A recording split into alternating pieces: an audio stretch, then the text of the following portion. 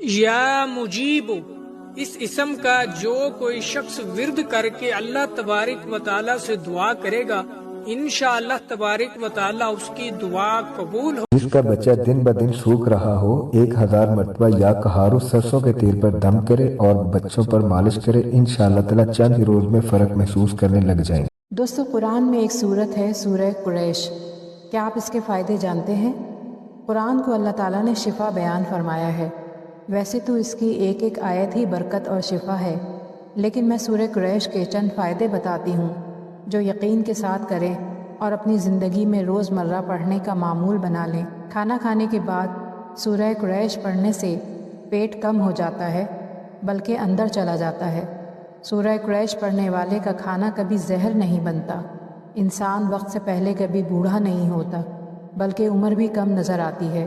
سورہ قریش پڑھنے سے جسم میں موجود کولیسٹرول اور یورک ایسڈ کا لیول بھی معمول پر آ جاتا ہے۔ سورہ قریش پڑھنے والے کا کھانا بھی عبادت بن جاتا ہے۔ اللہ اور اس کے دین کی طرف متوجہ کرنے میں آسانیاں پیدا ہوتی ہیں۔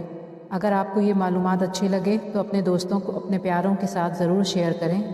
دوستو، ہم کسی ایسی بیماری میں مبتلا ہو چکے ہو جس کا اچھا ہونا بہت مشکل ہو چکا ہو، تو آپ کو چاہیے کہ آپ ایوب علیہ السلام کی اس دعا کو سجدے میں جا کر 21 مرتبہ 21 مرتبہ پڑھ کر اللہ سے سجدے میں ہی دعا کریں۔ انشاءاللہ آپ کی بڑی سی بڑی بیماری ختم ہو جائیں گی۔ آپ کو پڑھنا یہ ہے، رب انی مسنی الضر وانت ارحم الراحمین، رب انی مسنی الضر وانت ارحم الراحمین۔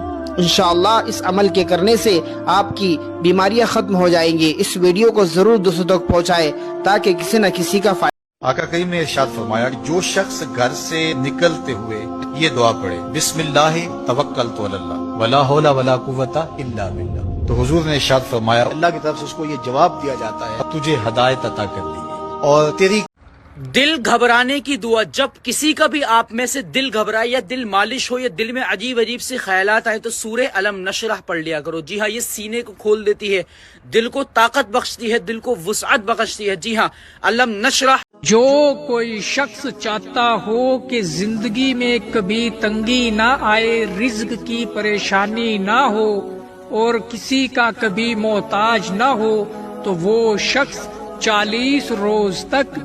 دوستو، اگر کوئی شخص بلا وجہ آپ کا دشمن بن گیا ہے اور آپ کو ہر وقت پریشان اور تنگ کر رہا ہے، تو آپ کو اس کی دشمنی سے بچنے کے لیے اور اس کی تکلیف سے بچنے کے لیے اس آیت کو الا ان نصر اللہ قریب، نماز مغرب کے بعد سجدے میں 15 منٹ یا اللہ یا رحمان یا رحیم پڑھ لے، اس کے بعد اپنے مقصد کے لیے دعا مانگے، انشاءاللہ۔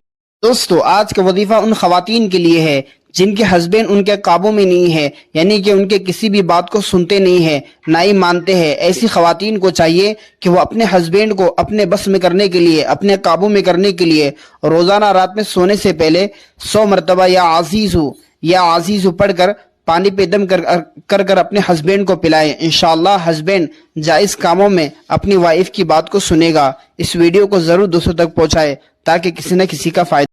دوستو، آج کا وظیفہ ان لوگوں کے لیے ہے جن کا پیٹ ہمیشہ خراب ہوتا ہے، ایسیڈیٹی بار بار ہوتی ہے، ڈائجیشن سسٹم خراب ہوتا ہے، پیٹ میں گیس ہوتا ہے، پیٹ میں درد ہوتا ہے، لیٹرین صاف نہیں ہوتی، ان لوگوں کے لیے آج کا مجرب اور آزمودہ وظیفہ یہ ہے کہ آپ کو کھانے سے پہلے 3 مرتبہ علم نشرح لک صدرک کا پورا سورہ پڑھنا ہے اور کھانے کے بعد 3 مرتبہ۔